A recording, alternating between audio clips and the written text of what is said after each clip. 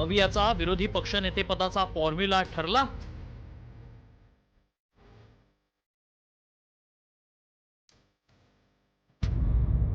पाच वर्षात 3 विरोधी पक्षनेते.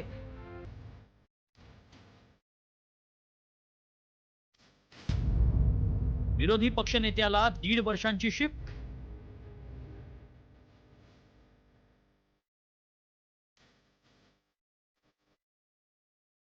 महायुतीची सत्ता स्थापन होऊन 1.5 महिना उलटला, मात्र अजूनही विरोधी पक्षनेतेपदाची खुर्ची रिकामीच आहे. विरोधी पक्षनेतेपदासाठी महाविकास आघाडीत सुरू असलेली रस्सीखेच अखेर संपली असून 1.5 वर्षांचं विरोधी पक्षनेतेपद हा फॉर्म्युला ठरल्याची माहिती सूत्रांनी दिली आहे. त्यामुळे विधानसभेला 1.5 वर्षांचा विरोधी पक्षनेता मिळण्याची शक्यता आहे. विरोधी पक्षनेतेपदासाठी काय नियम आहेत पाहूया.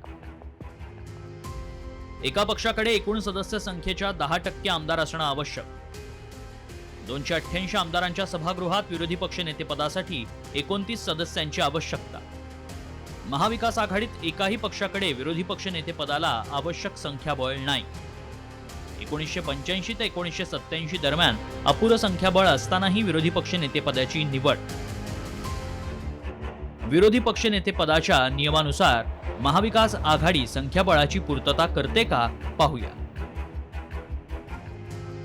ठाकरे गट 20, काँग्रेस 16, राष्ट्रवादी शरद पवार पक्ष 10. महाविकास आघाडीतील एकाही पक्षाकडे विरोधी पक्षनेतेपदासाठी आवश्यक असलेलं 29 जागांचं संख्याबळ नाही.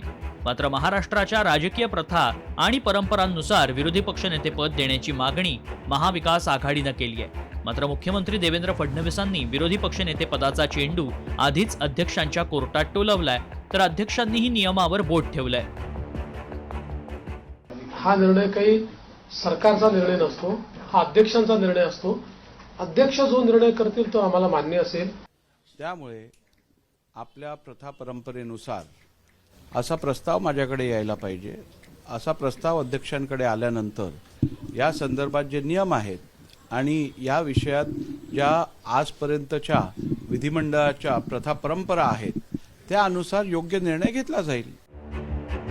मवियातल्या कोणत्याही पक्षाकडे स्वतंत्रपणे संख्याबळ नसलं तरी विधानसभा अध्यक्ष मविया म्हणून विचार करून विरोधी पक्षनेतेपद देणार की विरोधी पक्षनेत्याविनाच विधानसभेचं कामकाज चालणार याबाबत उत्सुकता आहे. ब्युरो रिपोर्ट, साम टीव्ही.